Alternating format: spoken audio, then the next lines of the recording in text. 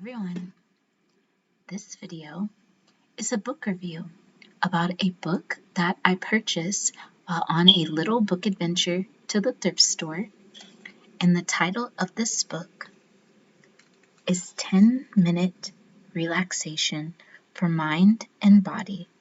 And it was written by Jenny Harding. Now, the reason I am doing this book review for today is because today, January 3rd, is the Festival of Sleep Day. And this is a day where you take the time out to rest, to recharge, to just calm down. And if you have the chance to, take a nap. So, in accordance with this theme of the Festival of Sleep, I'm going to make this video soft-spoken, not whispering, but soft-spoken, to celebrate ASMR and all of those different things. And I'm also going to share with you some of my methods that I use in order to sleep, and hopefully they will help you as well. I'll have some things to show you, some props, and hopefully you'll be inspired. But anyway, I selected this book several months ago because the cover art really caught my eye.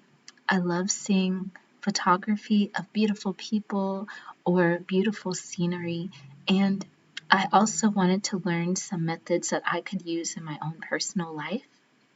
I was going through a lot of stress at the time, and I was also having extreme insomnia.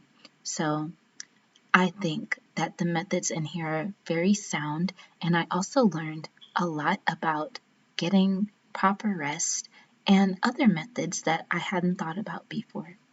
But before I get into all of that, let me share with you a little bit about the author, Jenny Harding.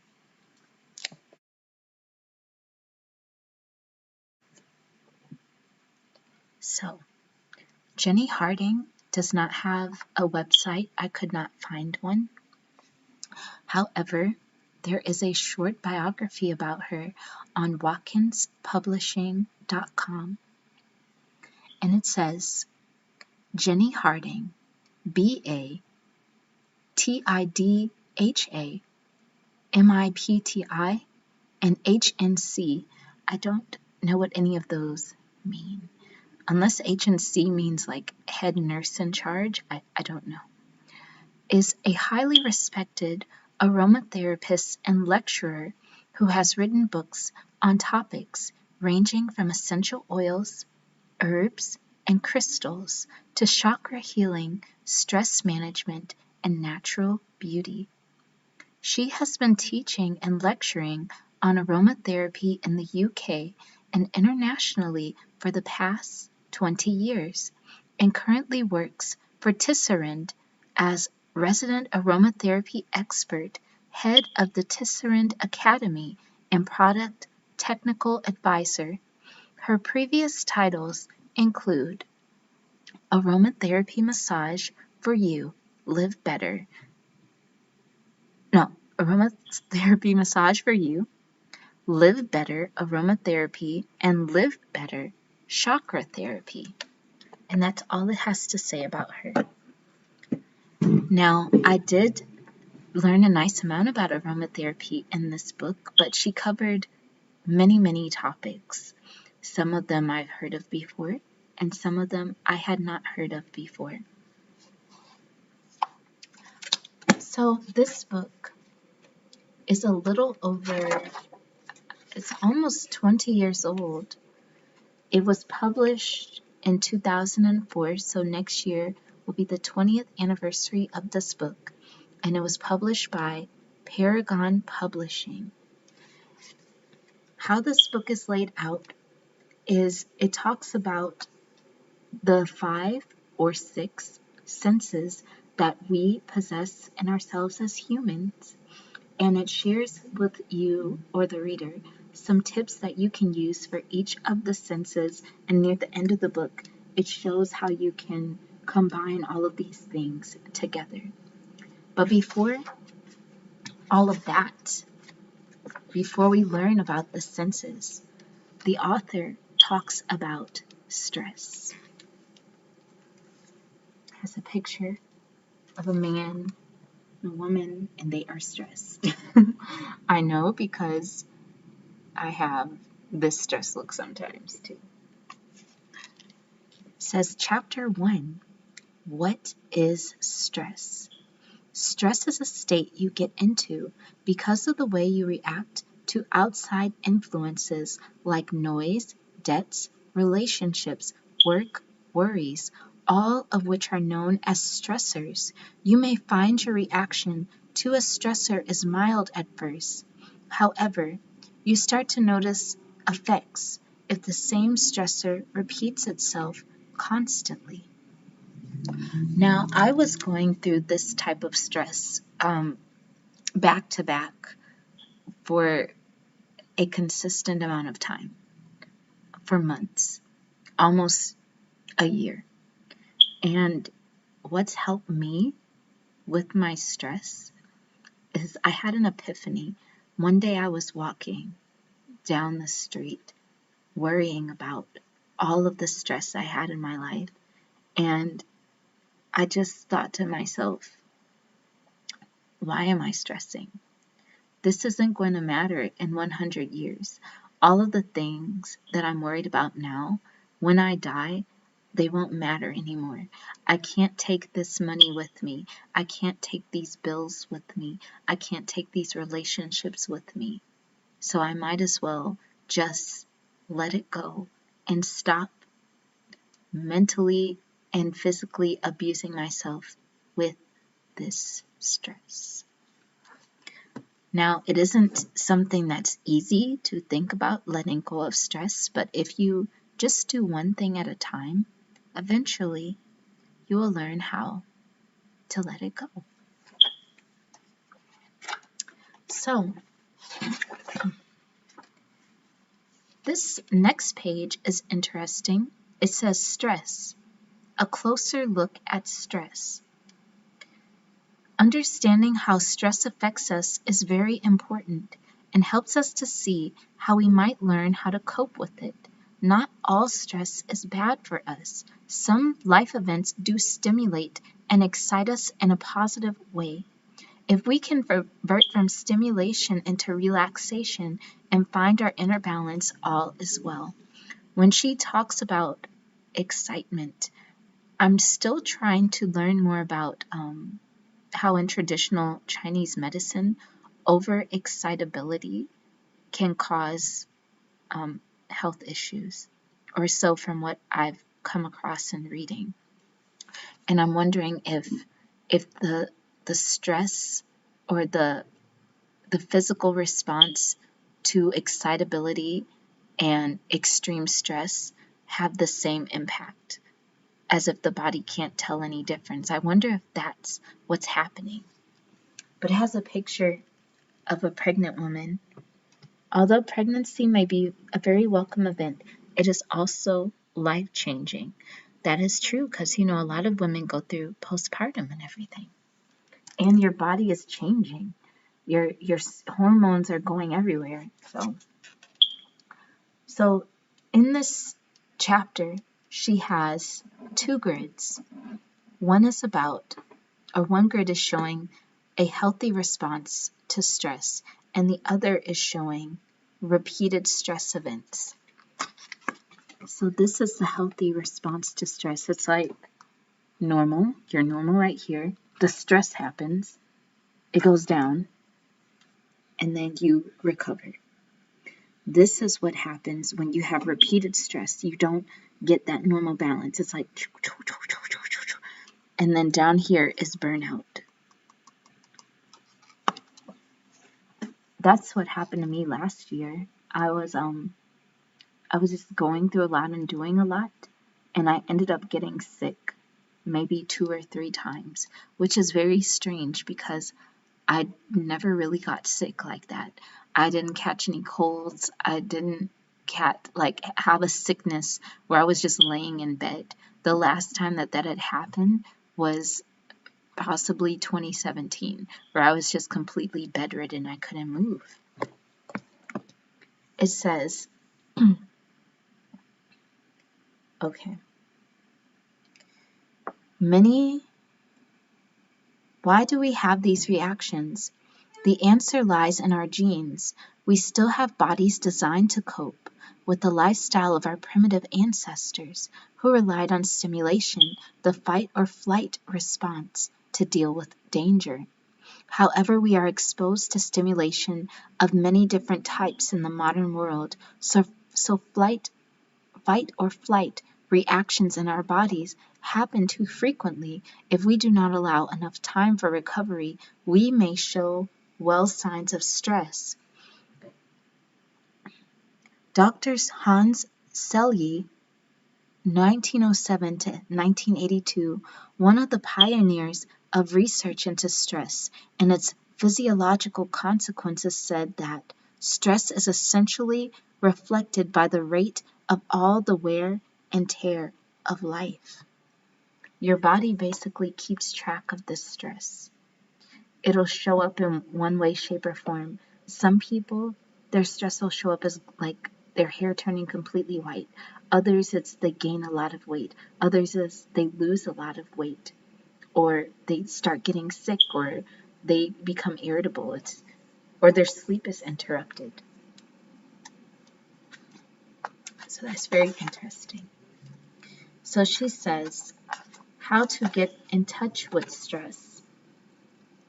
One of the most important ways of starting to identify how you respond to stress is to get in touch with your own typical responses to it. So it says learning to listen to the signals of your body helps you to identify your own stress patterns.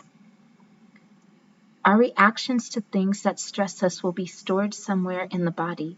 Our physical self holds patterns or memories of stress.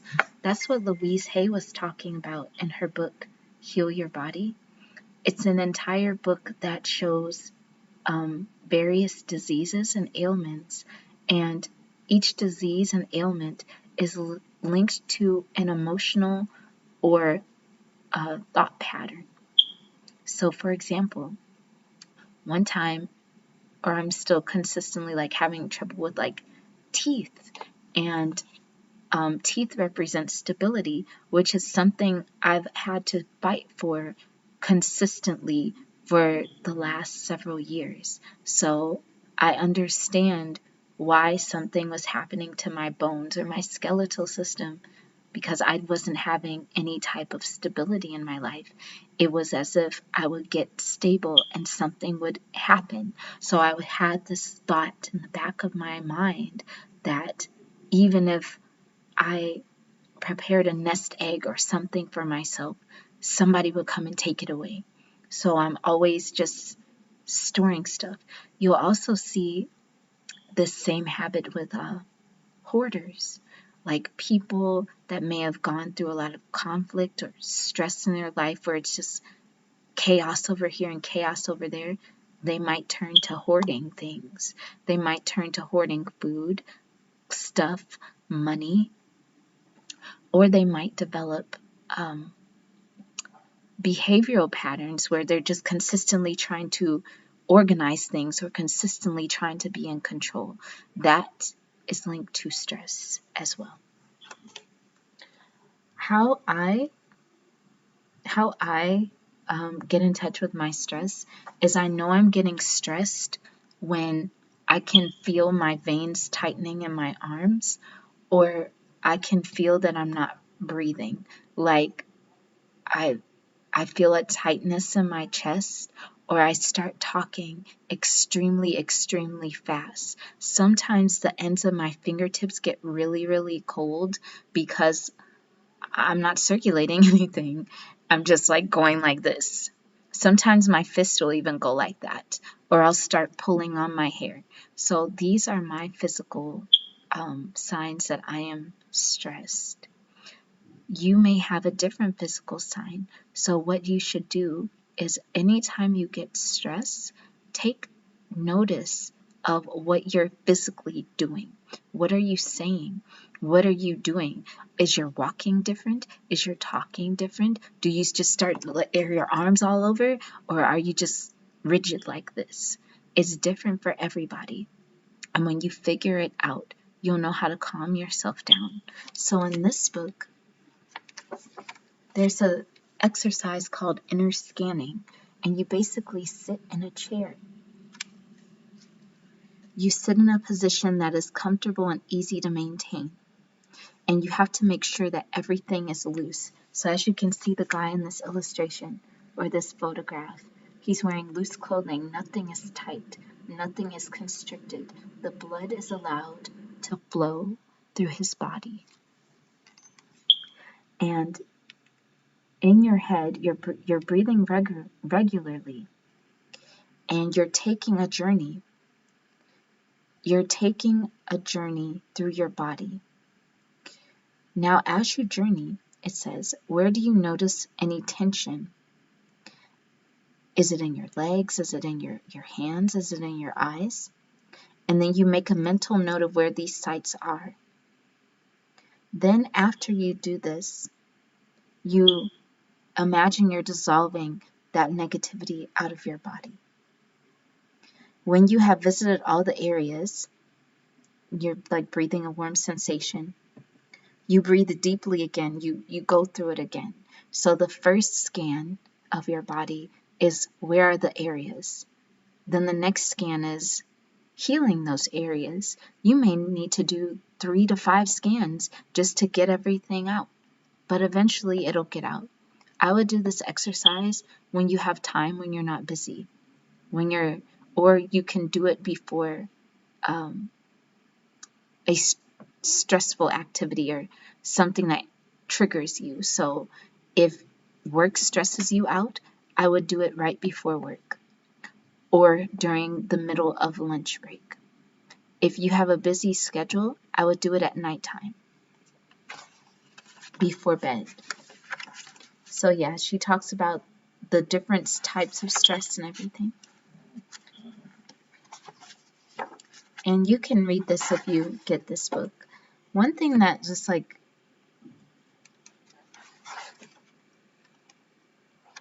you can really see, it's like the 2000s. Look at this computer. It's a nice computer. I'd still want it. So the next chapter is sight. And it says, our eyes are the main way we actually interact with the world around us. They account for around 70% of our sensory perception. The eye itself acts very much like a camera. It has a curved lens which becomes thinner in order to see something in the distance, or thickens to view something closer up.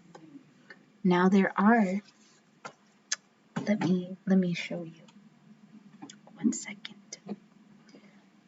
In one book, it talks about how if you overexert your eyes,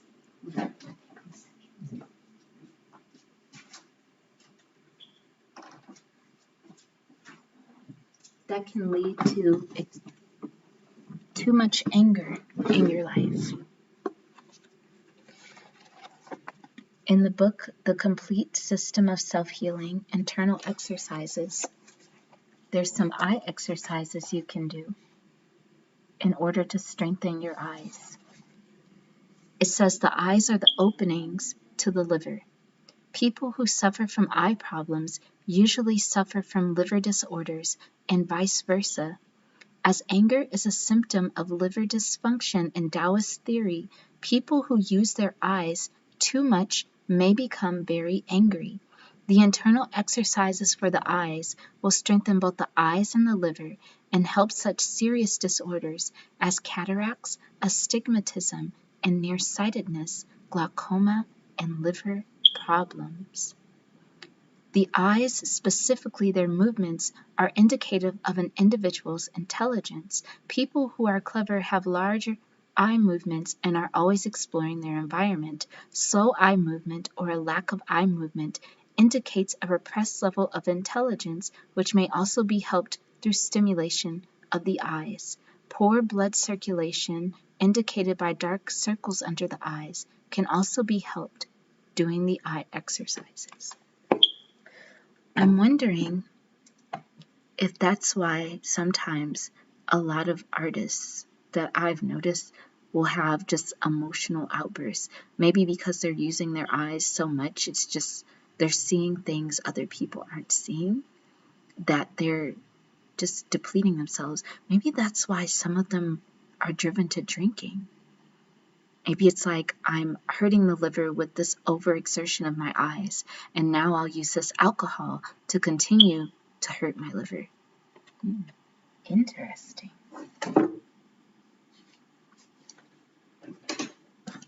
Anyway,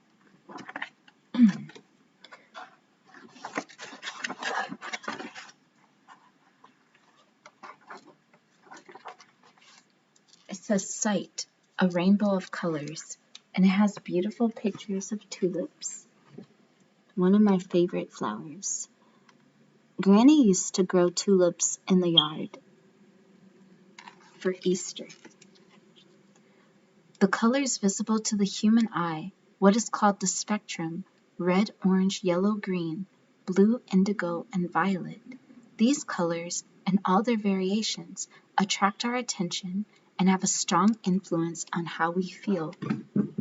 And on one page, she has the shade, the primary shade, the muted shades, and the effects of each shade. So like red is warming, stimulating, dynamic, powerful, and white is brilliant, cold, and expansive.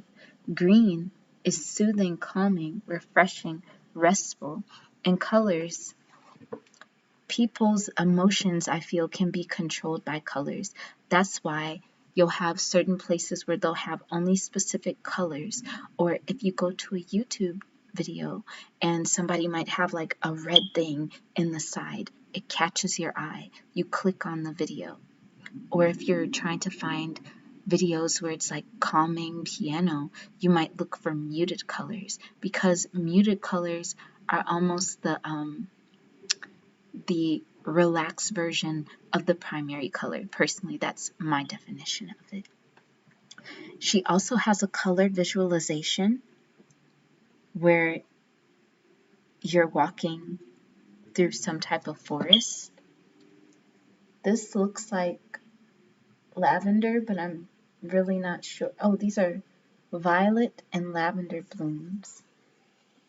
So you can use this photo as a reference for your meditation, walking through the woods.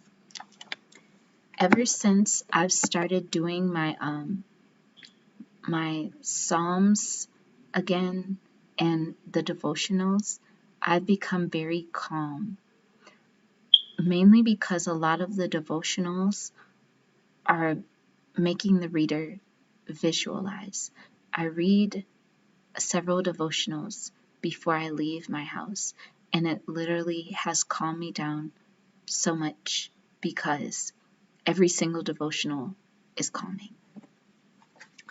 You can also use Sight in your environment. They use the colors in stores to guide the customer to whatever it is they want to buy. If something is bright and vibrant, the customer automatically will go to it. If it's muted, sometimes it'll fade into the background. That's why you see all of these sale items, they'll have like bright yellow, bright red, bright orange. You'll never see blue because it's not going to catch their eye. The red, McDonald's, red and yellow. Many offices are full of harsh light and little color, which can adversely affect both your concentration and your mood. I think that is true because I remember I worked at a summer camp for an after-school program, and everything was gray. The floors were concrete, the walls were gray, and the children, how they acted inside and how they acted outside was different. It was just like night and day. Like when they got outside, it was like they became overly stimulated because they had been in this prison-like environment with little to no color. And when you're in an environment where there's just this burst of color, you can literally feel it in your body. I think that's why, another reason why people get extremely depressed during winter time, unlike summertime, because summer you'll see all of these vibrant fruits and vegetables and flowers and all of these things. In the winter, it's just limited colors unless you create the colors yourself.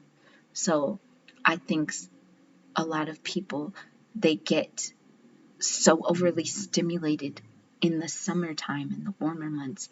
If they don't know how to control themselves, anything could happen. Boom, now you have like a kid on the way. Boom, now a drive-by has happened, you know? So we have to realize the power that is in colors and use it to our advantage.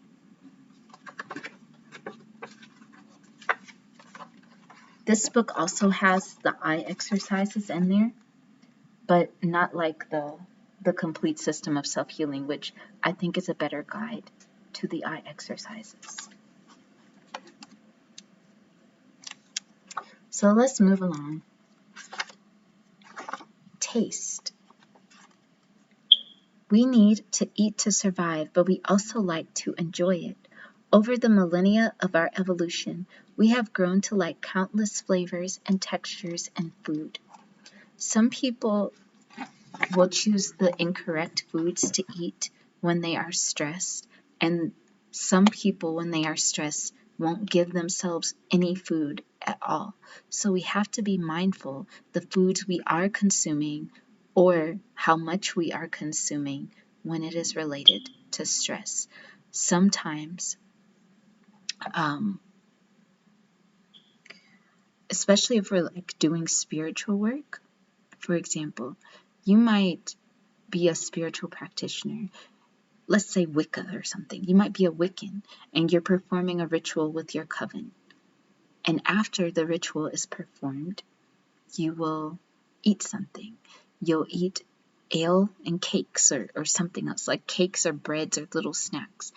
This is to ground your root chakra because you've done all of this crown chakra work and all this heart chakra and throat chakra work. Now you have to ground yourself, get back to the surface of the earth.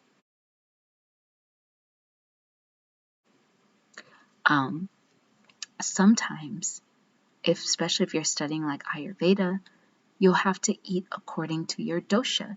If your dosha, which could be Vata, Pitta, or Kapha, or a blend of any of them, if your dosha is overactive or underactive, it'll show in what you're craving. You might want to eat a certain thing because your dosha is depleted of that mineral or thing. So, like you monitor your body with the inner scanning, I would also monitor what you're eating, what you have a craving for. There was a point in my life where I was extremely stressed and I was eating loaves of bread, not one piece of bread. I was eating like 2 loaves of bread a day. And it was because I was lacking stability. And bread represents home. Bread sits on your stomach. It makes you feel warm. It makes you feel comforted. Chocolate. Last year, I ate so much chocolate, it wasn't even funny. I was eating chocolate because I wanted sweet things in my life. I wanted my endorphins or this dopamine high. If I was getting stressed at work, I would just eat and eat and eat and eat chocolate. But now I know that I don't have to just continuously eat chocolate to feel better. I can do something healthier to make myself feel better. Some people will turn to tea, and that's a good thing. I've been calming myself using tea as well. This is one of the teas I drink, which is Egyptian Blue Lotus. A lot of people smoke Egyptian Blue Lotus. I've never smoked anything in my life. I've never smoked cigarettes or weed or anything. I just consume things as a tea. But it's a beautiful flower. You can use it for lucid dreaming. You can use it, I guess you can smoke it for like a euphoric high or psychic abilities or something. But it's a beautiful flower. I want to eat one right now. Yeah. I don't know. Anyway, in this chapter, there's a beautiful picture. This painting is so beautiful to me. I don't know why. It might be just the flowers or the softness of the painting.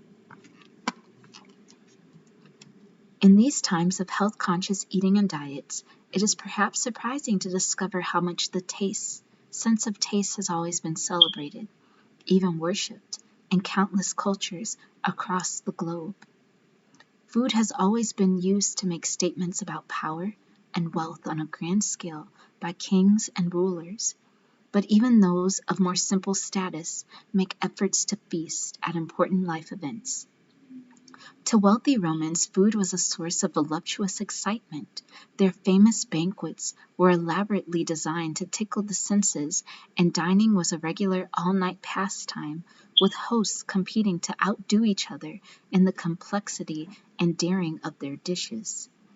It was customary to make your guests walk in through thick layers of rose petals on the floor, drape them with scented floral wreaths, have slaves wash their hands with scented water between courses, and waft them with incense, all as an accompaniment to the meal itself. These dinners must have been totally overwhelming sensory experience of flavor, texture, and aroma. In contrast, ancient Egyptians believed the universe was the same shape as the onion, and swore oaths on the onion as one would the Bible. Onions were a regular food for the poor and wealthy alike, and were often eaten raw. I think that's interesting because onions have layers just as we have layers, so it would make sense that the world would look like an onion. And also, onions are great to use for infections. You can put it in a room to draw germs to it. You can put it on your feet to draw the infection out of your body. You can use it, you can eat it to help prevent plaque in the arteries. You can use onion juice on your scalp for, I guess, if you're having hair loss. There's so many different things onions can do for the body. And that's just one food. Now, culturally speaking, whichever culture it was, it varies from culture to culture. There were some foods that only royalty could eat. So, for example, there's a rice that's like a dark black rice called forbidden rice, and only royalty could eat it. At certain points in time, chocolate couldn't be eaten by anybody, or chocolate could only be eaten by certain people.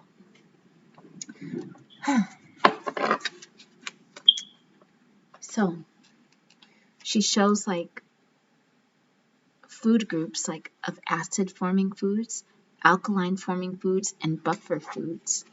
But that's not the page that interests me. The page that interests me is foods to combat negative emotions and mood. So this is the mood, and this is the what you have to reduce in eating, what you have to increase in eating, and what meridians are affected. So for example, if you have depression and melancholy, you reduce sugar, dairy, and wheat. And I see why a person would eat sugar, because sugar makes us happy. Sugar makes us addicted. Like, we love sugar. Everything is full of sugar. The wheat, you reduce wheat, so they're probably eating breads or cakes because that represents stability, that represents comfort. And you eat dairy because dairy makes you full. Dairy is also very sweet. It might also go back to, like, if you're breastfed, it might remind us of our mother's milk. Then it says increase.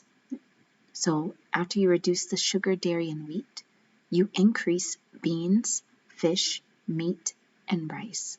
I think the fish, because it's like omega fatty acids, this can be used for the brain. Rice has inositol in it. It helps with the cellular elasticity of the membrane. Beans, it's just a lot of things. I guess like help with digestion. I don't really know from the top of my head what beans do or what they're high in, but I'll have to research it. But it sounds like these are foods that can be related to the brain. And the meridians affected are the lung and large intestine.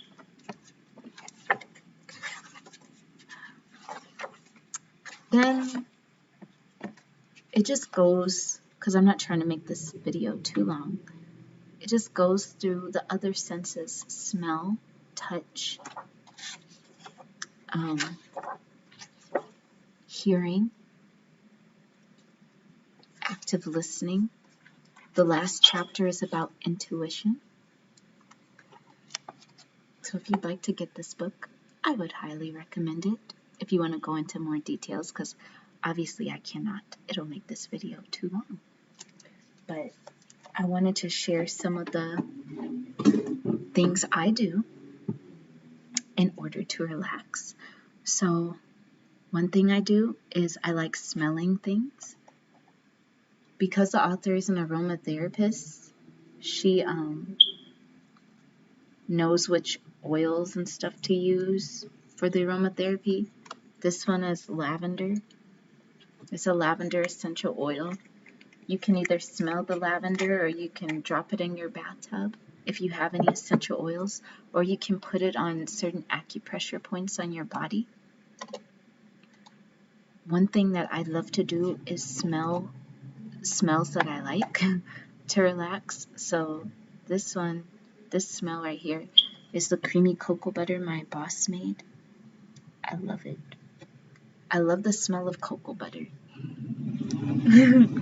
Sometimes I'll give myself a massage with the cocoa butter.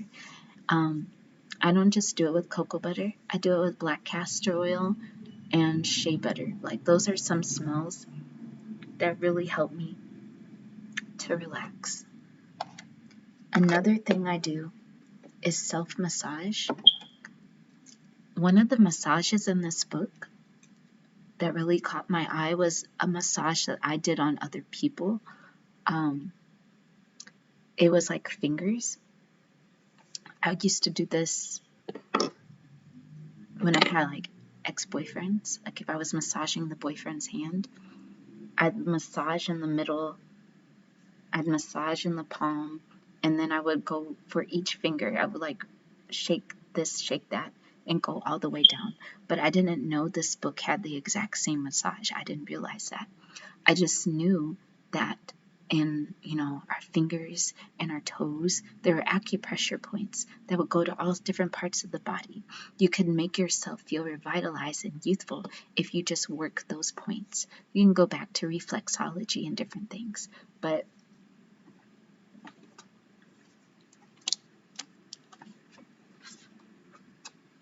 this is the example in the book on how to do it. But I'll just show you how I do it. You can do it on yourself, or you can do it on your partner or a friend. But like, what I'll do is I'll take my hand and I'll press right here, I'll massage, and I'll massage this at the same time. And I'll just do it firmly, not too hard, but firm. Then I'll massage right here. Like, I'll go through each finger, massage the knuckles. And then I'll focus on each individual finger. Like, I'll go up my thumb, I'll shake, I'll press, I'll work on each finger for maybe 20-30 seconds or a minute, depending on how much time I have. And I do the same method with my feet too. And it really calms the body down. Another thing you can do is uncurling your ears. I learned this as a child, like just massaging the ears. And you can do this for a minute. It just makes my head feel calmer. I'll also go like this. I don't know why this works, but this was another thing I learned as a child. Just going like this. I think it does something with the chest. I don't know. Like, if my chest feels tight from stress, it relaxes me right there. This one, oh, this other massage that I learned in college. I came across this video on YouTube where it was this Asian lady that had a very youthful face, but she was like in her 40s or 50s, even though 40s and 50s is youthful. But she called it the rock, paper, scissors massage. And the rock was you do a neck massage, rock, and then, wait, no, was it? Yeah, I think you did like a neck massage. And the scissors, it's like you go behind your ears, and then the paper, either this is the paper or this is the scissors, but you go under your armpits and and it feels like really relaxing. It's very stimulating. And then you like sweep down and drink a cup of tea. It's like a lymph drainage massage. You can also do EFT tapping. EFT tapping to help you heal emotionally. And it's also very relaxing. Just imagine like acupressure, but you're not really pressing, you're just tapping that point. I also like to listen to ASMR videos. I have been listening to ASMR videos since 2013. I accidentally found ASMR when I was looking for some oracle card readings. I came across ASMR requests, Allie's video, but I didn't know what was going on. I fell asleep and I thought I was being hypnotized, so I got really scared. I was like, oh my God, this girl is hypnotizing me. I just blacked out. But that's how I found out about ASMR. So around that time, I would just listen to Allie and I would listen to gentle whispering.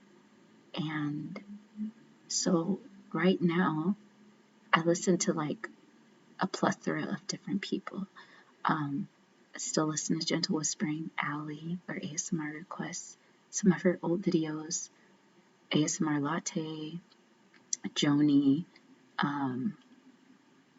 There's another girl called Atmosphere. Her ASMR videos are like cinematic. Really, really cool. ASMR Today, or Today. And yeah, I have just a bunch of different people or specific videos that I really, really like. I don't listen to a lot of guys, but I like women of all different ages. Like if it's like a mom or if it's like a college, like it doesn't even have to have extreme photography or anything. It doesn't have to be cinematic. I just like how it makes me feel and it makes me rest. That is literally the only way I can get to sleep. Oh, and Lizzie ASMR. I like people with accents and various things, but yeah, I love ASMR. I listen to it every single night. Another thing that helps me sleep is just reading a sacred text. It doesn't have to be religious, just sacred.